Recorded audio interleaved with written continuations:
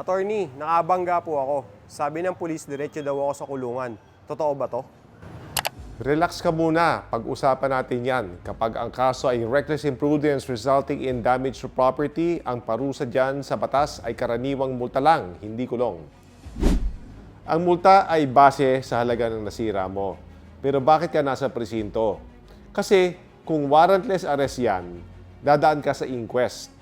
Ibig sabihin, aalamin ng piskal kung legal ang pagkakahuli mo ng walang warrant of arrest.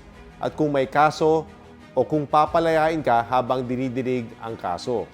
Pinapayagan lamang ang warrantless arrest kung number 1, nahuli ka mismo sa akto ng krimen. Number 2, kakaganap pa lang ng krimen at hinahabol ka bilang suspect. O number 3, kung tumakas ka sa kulungan. Kung damage to property lang at walang nasaktan, hindi ka dapat basta-basta kinakalaboso, lalo na kung willing ka naman makipag-ayos. Pero, at malaking pero, kung may nasugatan, ibang usapan na yan. May kulong na talaga yan. Kaya bago pumirma ng kahit ano sa presinto, kumonsulta muna sa abogado. Huwag magpanik, alamin ang karapatan, ingat sa pagmamaneho. Kaya't bago maksyon, lagi mo na pag-isipan. Ito si Attorney Tony Roman, handang magbigay ng free legal advice na wala lokohan.